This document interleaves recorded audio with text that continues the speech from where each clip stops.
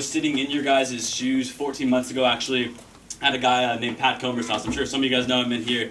I was probably thinking the exact same thing as you guys, like, what the fuck is this? What's going on here? I was in your shoes, guys. I didn't know what I was talking about. I walked away from it because I didn't understand what was happening. I walked in there, this guy was talking about making a 6-figure income and driving a company paid BMW.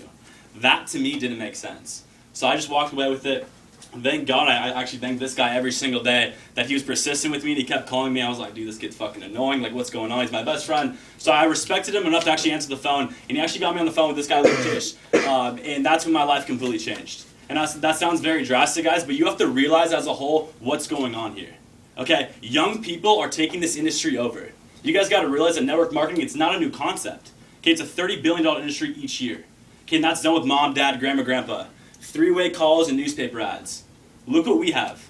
Okay, we are the biggest generation. There's 90 million of us, and look what we have: the internet, technology. You guys realize what's going on here.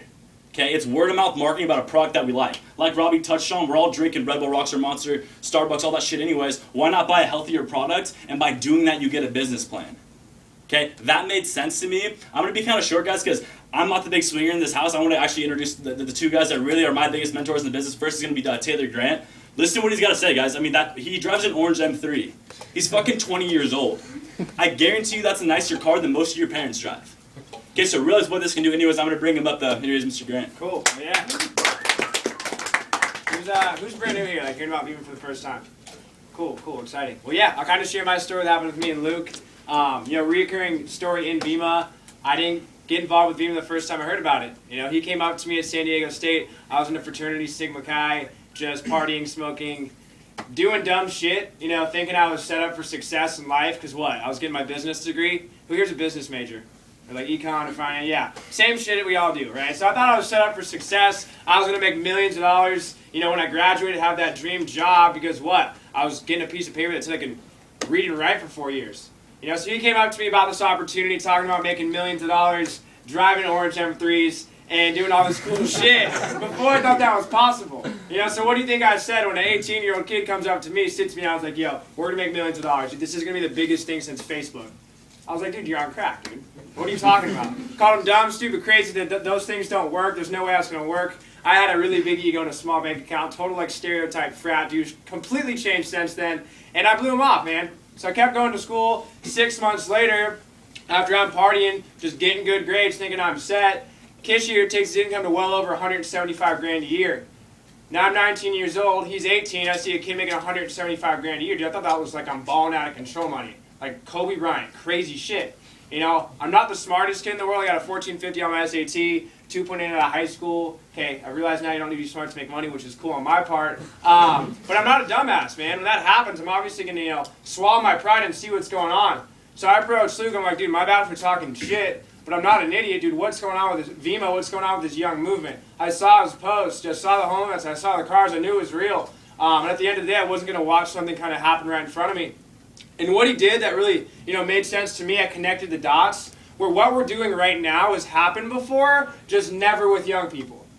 Okay, so you got companies like Amway, they do $250 million a week in sales. Soaps and shampoos, household cleaning supplies, $1 billion a month in sales. Okay, Mary Kay Cosmetics, girls, heard about Mary Kay. Makeup, multi-billion-dollar company.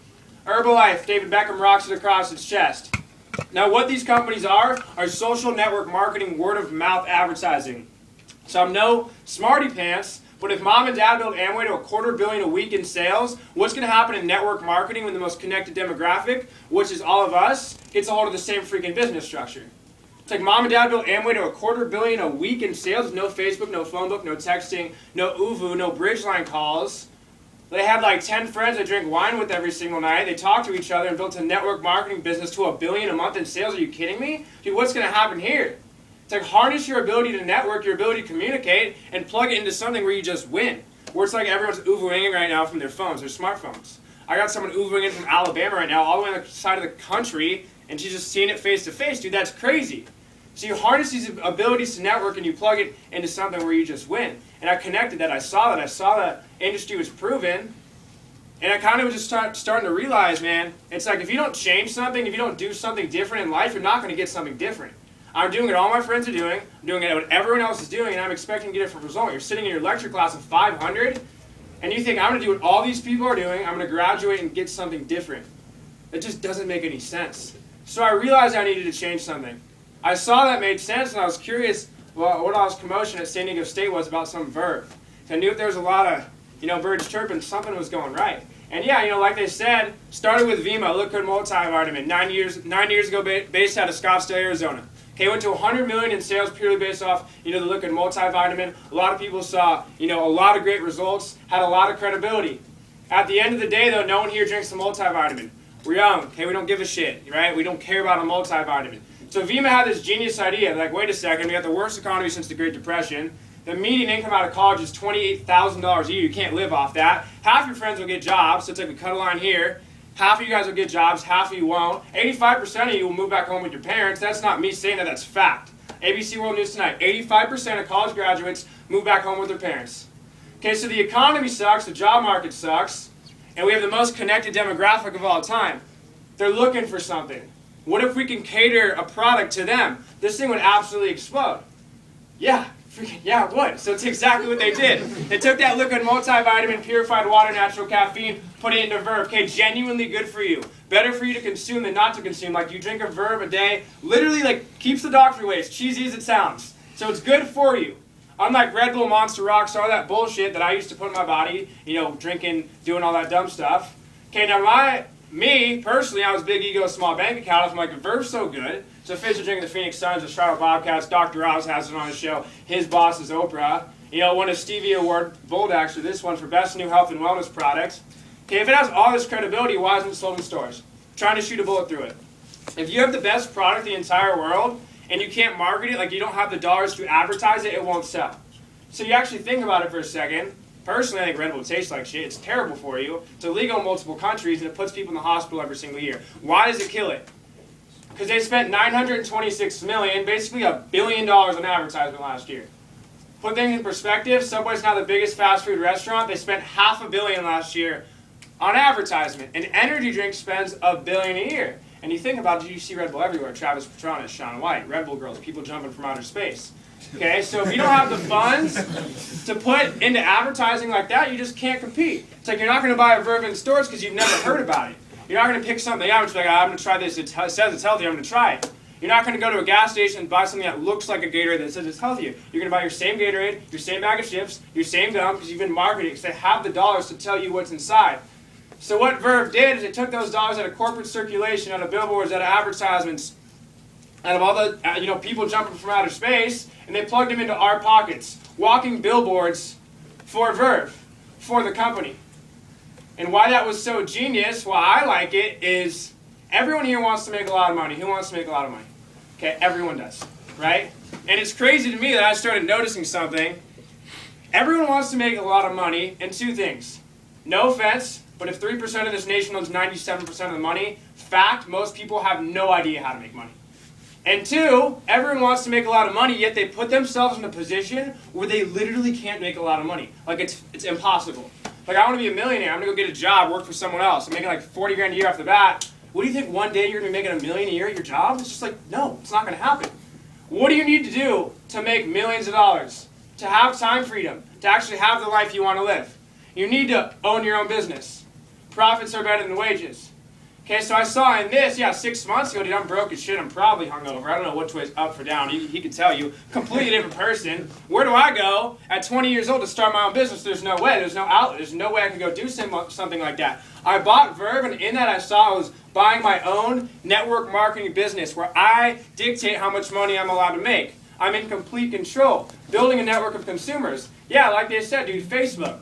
Everyone here has Facebook. No billboards, no advertisements. MySpace, Twitter, Instagram, or anything. Like Maddox. I think that's how you pronounce it. Okay, I see you wearing that. I'm like, yo, it's dope. Where'd you get it? I go buy it. They don't call you like, yo, our sales went up $25. Here's $2. Your watch, restaurants, anything you do is word of mouth.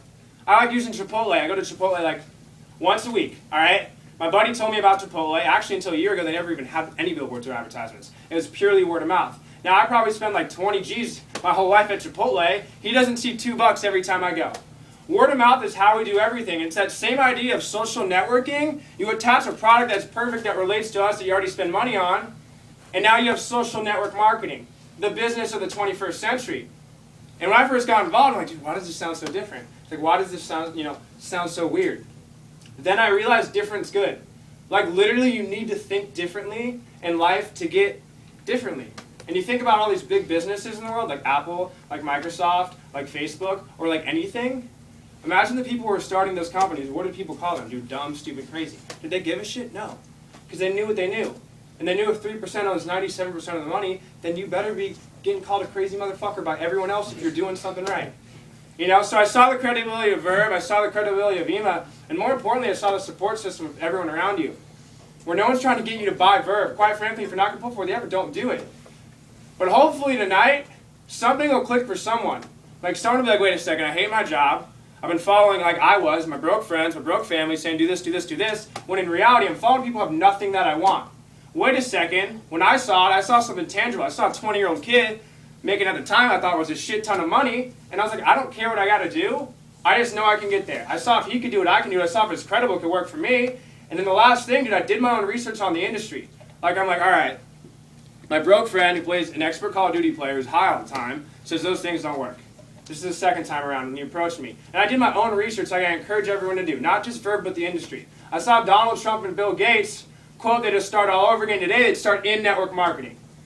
That rang a few bells for me. Then I read a book called Business of the 21st Century. Has anyone read that in here? Okay, cool. I really encourage, Vemma or not, to read that book. It'll like fuck you. You'll feel like you've been lied to your whole life. Okay? I read that book and a quote really in that book really stood out for me. He says the people, the illiterate of the 21st century won't be the people who can't read and write, but the people who can't learn, unlearn, and relearn. What you got to realize is how to make money's changing. $1.1 trillion student loan debt, surpassing credit card debt, yet people still think their financial future is set because of school? Like, wake the fuck up, dude. Obviously, times are changing. How to make money's changing. The people who change with the times will be the ones who are successful in this new economy. And I saw that. My biggest thing before, I introduced my mentor in this is realize where I was at, where you guys were at. Normal kid, 1450 on my SAT, 2.8 out of high school. Nothing smart, nothing special. It's crazy to me my whole life. I thought, what? You got to go to a good school. You got to get good grades. You got to get a big break. You got to, have that family hookup. Dude, that's bullshit.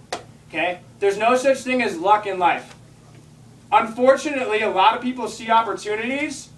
There might be someone in here, they'll say, that works for him. That kid got lucky. That Luke Kish guy, dude, he got lucky. But there'll be a couple people in here tonight, take my word for it or not, that see something tangible, and this is what successful people do. Lucky. They see an opportunity, and they just simply make the best of it. They don't wait and fucking watch opportunities come and go, come and go. Take my word for it or not, this is Vemma in year 7 before it got absolutely gigantic. Because once you understand what's in his head, it's in my head, you literally won't do anything but build your business.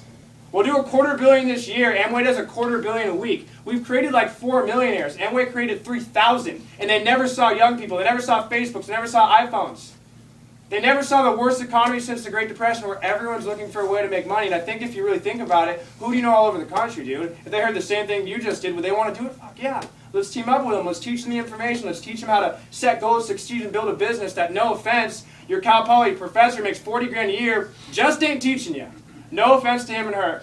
So this is new. It's worked for me. It could work for you. With that, I've introduced my buddy Luke Kish, good friend of mine, and my mentor in this. I think he's personally the best in the whole business. In time, we'll be one of the most successful network marketers in Vemma, but one of the most successful network marketers in the history, of the industry. So with that, here's Luke Kish.